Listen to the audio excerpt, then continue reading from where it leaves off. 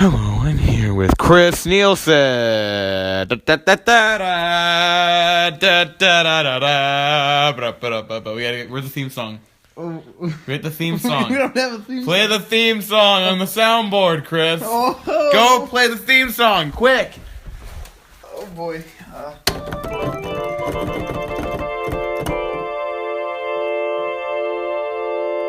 Oh, this is kind of nice. All right. So, Chris. Hi. Hello, Chris. Hello. Can you hear that?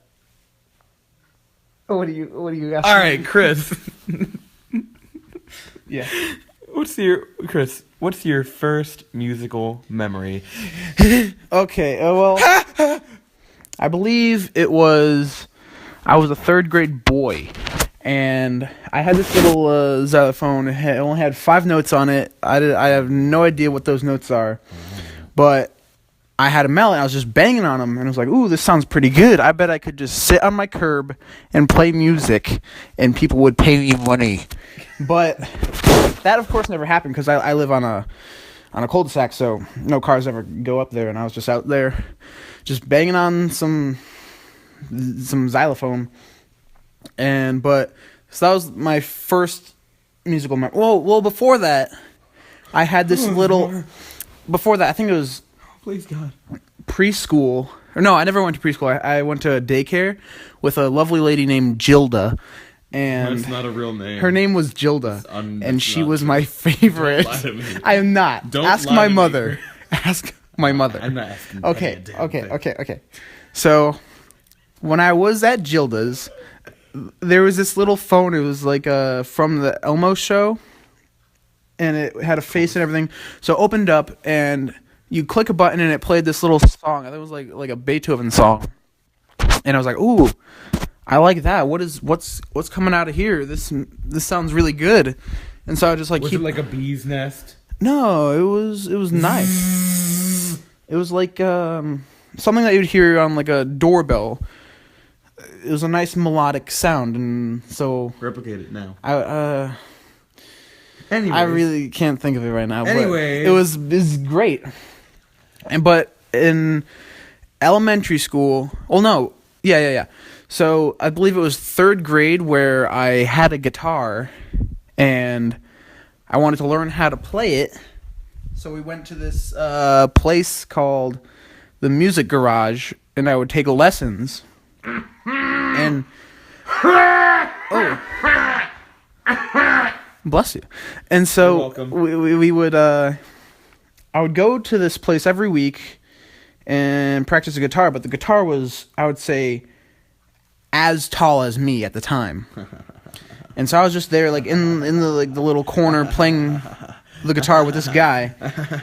But I never really got far with those lessons. I kind of stopped. I don't know why. I don't remember why I stopped, but I just stopped taking lessons. But It's because of the fetal alcohol. it was the same year, 3rd grade. The same year, 3rd grade, that the upperclassmen, the 5th graders and the 4th graders would come in. Yeah, they would come into the gym, and they would each have their instrument. And they would play something on the instrument to try to spark up our interest in that instrument for the next year, because we all had to take. No, we had to take band 5th grade, and then And of course, in your orchestra. We had to take orchestra in 4th grade. So a bunch of string instruments came and played for us, and we had to decide which one we wanted. So how did the segregation in your school make that different experience for you? Well, there was no segregation, but there was definitely some rivalry between which instrument you preferred. I mean, the cello. Right, but like how there's no black kids in there, so how'd that give you a different experience? I mean, I don't think that was a issue in my school. You didn't think it was a problem that there was only white kids? Well, there was. I didn't really think about it at that time, but I'm gonna tell you about the instruments. So, the cello kids kind of like had some scuffling with the violins, and it was not an issue, but it was kind of like a little bit of a rivalry. And I chose the cello because it was like ooh, this doesn't hurt my ears like the violins did. And so I played the cello, and I was pretty good at the cello, but Me too. but I really wanted to do percussion. And so at the end of 4th grade, the teacher liked me and she wanted me to continue on with the cello 5th grade. But I had to break the news to her. I had to go up to her. I remember it was the end of lunch. I walk up to her. She was on lunch duty. And I said, I'm not going to play the cello next year. And she was getting teary. She whipped you. She gave you a whooping. No, she was like, really? She cried right She was a little teary. She was like, oh, jeez. Oh, boy. Oh, golly. And so I didn't play cello the next year. But I was lucky to play percussion because only, I think, 6 or 7 kids or maybe 5 kids were allowed to do percussion because they just didn't have the equipment. I was a small school, so there wasn't that much they had to give kids. So I was put into a raffle, and they kind of just picked it out of a hat. This is because of the Jim Crow laws, right? No, those were abolished many years before I went to school. Practicing, right? No. Oh, okay. Well, go ahead. And so I played percussion, and I played that for 4 years. 4 years. I played percussion for 4 years. I loved it. I was really good. I hated the xylophone in 5th grade, but then I loved it throughout middle school. And the end of middle school, in 8th grade, it got to a point where the band teacher kind of just knew where I was as a player and just kind of like let me do what I wanted. Like we each had to do like a drum part, xylophone part, like a bass part. But by that time, he just let me do a bunch of xylophone because that was what I like to do the most. And so we just did a bunch of that. Had a lot of fun. Had a xylophone partner, Matt Borges. Miss him. I really want to see you, buddy. I thought you were going to say the xylophone party on us. I'm like, He was my partner. And so the end of 8th grade, we were doing the parade march for band. I'm trying to get them to hear better. That's in my eye. Yeah, that's where Oh boy. sound comes out. And so we were practicing for the I think it was like the Memorial Day March.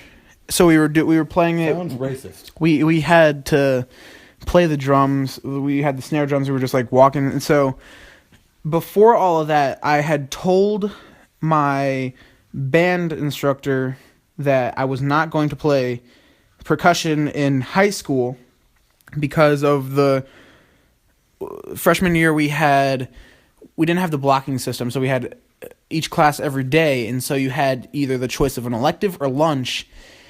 And I chose lunch over band, As it were, because I wanted food and to be fed and nourished as a growing boy. You know, as an escaping racist, you gotta get your food. Well, I'm not that, but so I told him I'm not going to play percussion in high school because of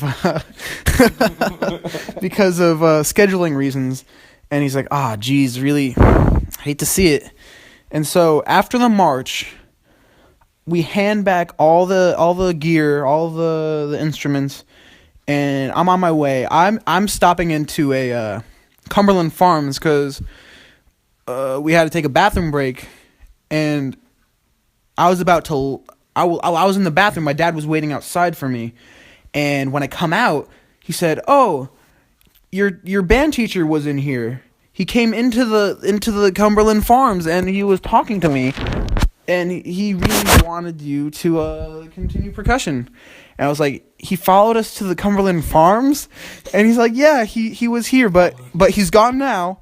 And so that didn't really affect me, that event, but I never played percussion in high school, and that's kind of my experience as like being taught instruments. But one time we were skiing in New Hampshire near the Vermont border, and we stopped into this music store, and we were just looking around. But then my parents were like, "Ooh, pick an instrument." And so I was woo-wee. I didn't know what to do. So I was looking around, but then I see, ooh, these ukuleles look really... Okay. Yeah, these ukuleles look like they would be a blast to learn. And so that's what I did. And Prove it. and now I really enjoy the ukulele. I just got a new one. Play us a lick. You have 8 seconds. 1, 2, 3, 4, 5, 6. It's just 7, beautiful. 8. You're done. You hear that? You hear that one note? That one note. 53 notes. 3 years of playing ukulele, that's the note I know. That's the note. This is the note I know. Don't tell me any. That's the note. This is the note I know. And I really think that's my, that's how I got it, you know? That's how I got into the sounds that come out of things. Like your butt. No, like a ukulele or an You instrument. said sounds that come out of things. First thing I think of, butt. Well, I guess it's up to interpretation. Yeah, thank Bye. you. This has been some story time with your boys Q-Tip and Zemo. Wow. It's not your speaking That's time. not my name. You can't prove that. I have big old whale. No, you don't. Don't say that. He doesn't have one on him. Yes.